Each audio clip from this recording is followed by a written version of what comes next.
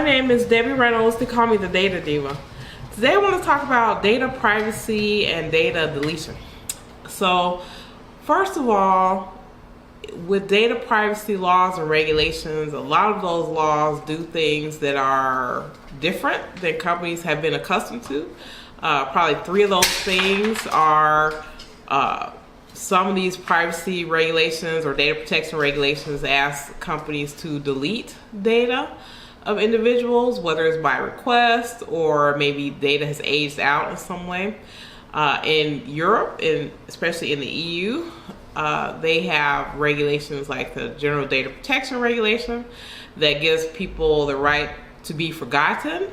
And then also we have a situation where data privacy or data protection regulations are trying to limit the retention of data, especially as it relates to a situation where a company's purpose for having particular data has expired.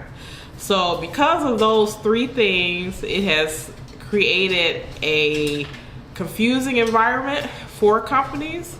Now, even though the legal arguments around how companies need to do those three things, so limiting retention, deleting data, or forgetting people, is clear. It is less clear and is less understandable to people around how that actually happens in terms of technology. So when companies install or have data and software, those systems are made to remember data, not to forget it. So the forgetting has to happen in different ways. So for example, when data comes within a company, it may be duplicated numerous times, it may be split between different people, it may be exposed to different internal, external players based on those use cases. And deletion isn't just like clicking a button and just saying delete. And delete can mean many things. Like, for example, when you think about search engines, if you put in a deletion request, what they're really doing is either suppressing the data or they're delinking it to make it harder for someone to get it, not necessarily deleting. Even in things like AI models, when people make a deletion request, they're really not deleting the data. They're basically suppressing it. They may write code to make it harder for someone to get to that data, but it's still in there. I think it's really important for regulators and people who work in these areas to really understand what it means to quote unquote delete things. So it's very hard to really delete things in any meaningful way in terms of like what a traditional consumer would think about.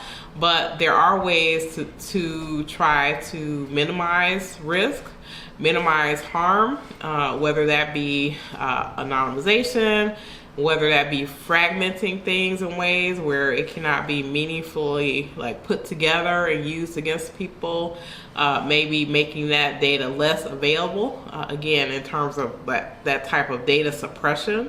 And that happens in a multitude of ways. This is of huge interest to companies that do, especially these huge AI models, because they really can't delete the data. So being able to find ways to make data less available, to create coding so that it can stop people from maybe cracking models or jailbreaking it to get that data out. But a lot of times that data is still in there and those risks are still there. So I'm hoping to see more education with people who may not be as familiar with how deletion works, how the right to be forgotten works from a legal perspective. Delete may not mean delete, and right to be forgotten, these are not even absolute rights, but from a technical perspective, it may not be deleting in terms of what a person would normally think about. It may be these other methods, which would be more suppression, delinking, and different things like that to make data a lot less available. That's it. Thank you.